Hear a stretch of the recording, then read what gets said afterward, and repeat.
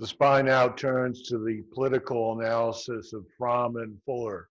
Al Fromm, political advisor to former President Bill Clinton, and Craig Fuller, political advisor to both Ronald Reagan and George Bush.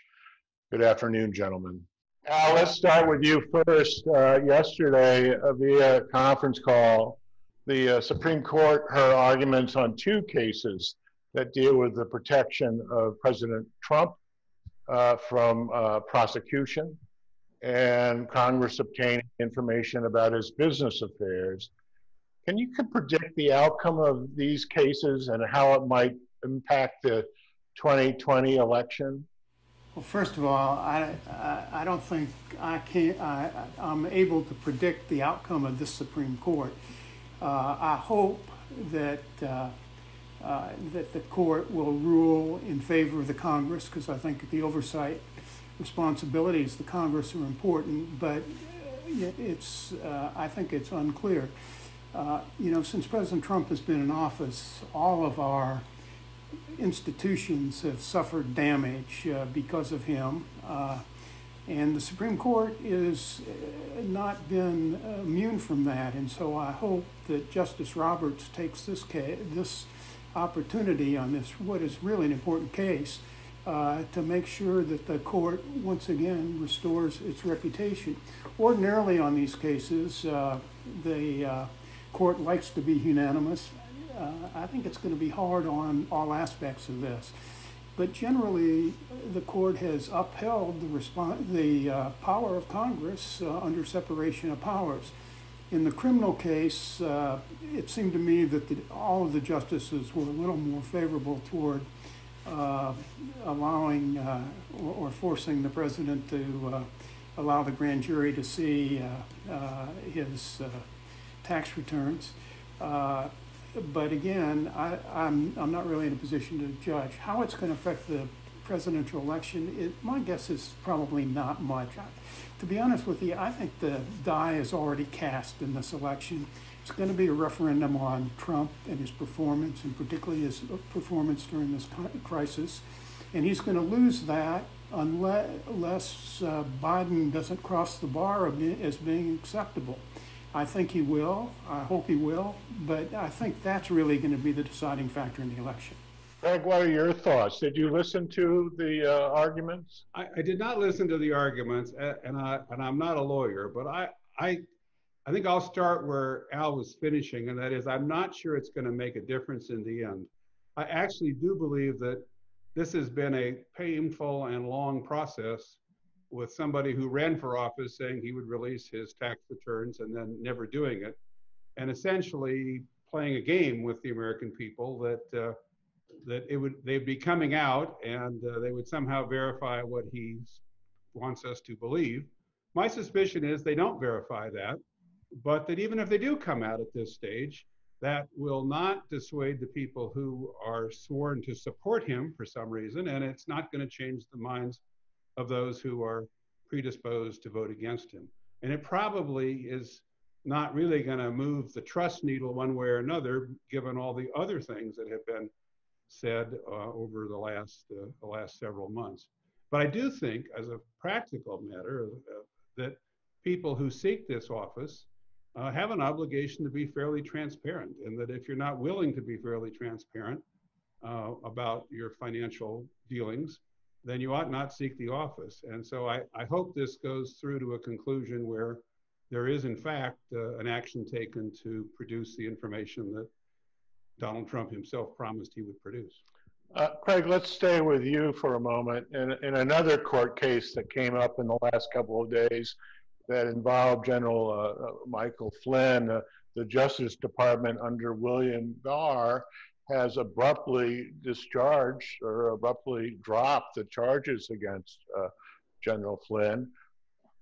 Can you give us some reason why DOJ made this move? You had some experience with the Attorney General, the first time he was Attorney General. I do know General Barr. I have not spent time with him recently. I'm hard put to understand why he would want to engage in this way, unless there's something that the Justice Department or the Attorney General specifically feels would be deeply damaging or embarrassing to the Justice Department. And I think that General Barr probably wants to avoid some kind of embarrassment in this prosecution. But I think here again, and I'm somebody who believes deeply in strong law enforcement, I think the absolute last thing you want to do is create a situation where people feel that it's somehow all right to tell things that are untrue to the Federal Bureau of Investigation.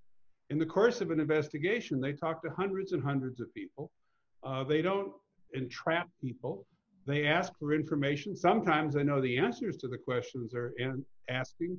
And I think that was the case here. But for goodness sakes, an individual said, at least on a couple of occasions, he didn't have a conversation that in fact he had. And later acknowledged he had lied to the FBI. And I think if you lower the bar, you're just asking for trouble down the road when it comes to trying to get at wrongdoing in government. Al, what's your take? Is there any political fallout to this? Well, I think, first of all, I think it's all political. Ever since Attorney General Barr has become the Attorney General, he sort of acted as the president's lawyer as opposed to the Attorney General of the United States. It's not unprecedented for the Attorney General to be a political animal. After all, President Kennedy appointed his brother and campaign manager as Attorney General. But what it seems to me has happened since Barr has become Attorney General is that there has been a campaign in the Justice Department that he has led, obviously with guidance from the White House, to discredit the special prosecutor's report and the special prosecutor's investigation, and this is just the latest manifestation of this.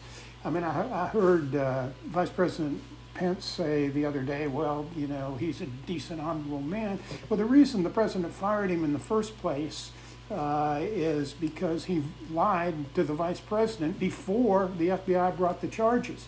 Now, maybe the vice president was telling the truth then and not now, or maybe vice versa.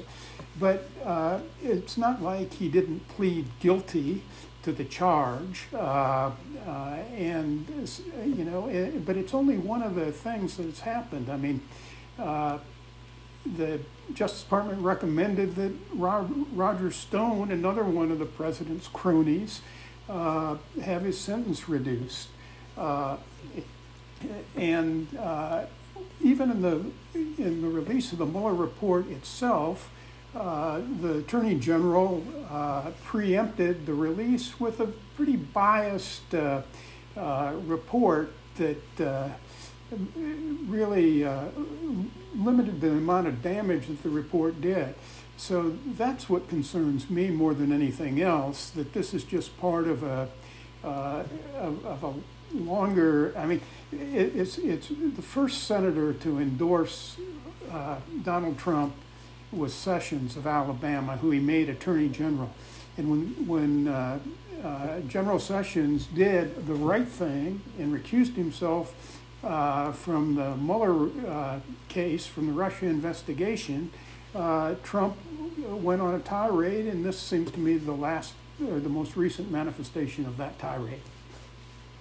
Finally, it's interesting to note the rise of popularity of our governor, Larry Hogan, and he is going to be termed out. And it's always interesting for me from a political perspective how you spend that kind of political capital.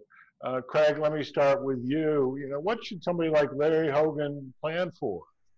Well, first of all, I had the good fortune to serve in government for 8 years and come out. And I got advice when I was coming out to take some time and carefully consider a lot of options. It's very hard when you're in a public position to really work through what your alternatives are going to be. One, you're busy, and two, you run very close to having conflicts if you're not careful. So my advice to him would be to take a few months and you know, decompress a little bit and think about the future.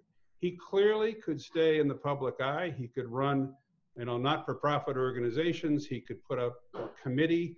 You know, this is something Al knows a great deal about, and he could do it in a way that would maintain a fair degree of visibility for him across the country, because I think he is seen as someone who's a problem solver. He's seen as somebody who understands the workings of the state and federal government.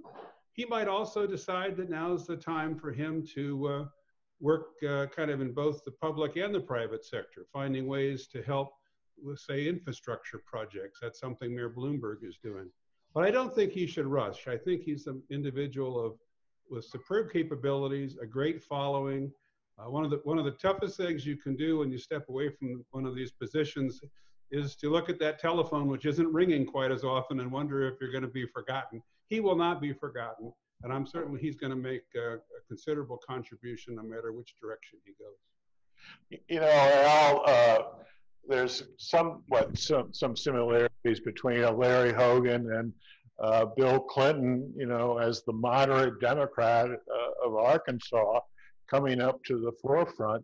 Do you see any similarities? I see quite a few similarities from a political perspective. First of all, Larry Hogan is popular because he's done a good job.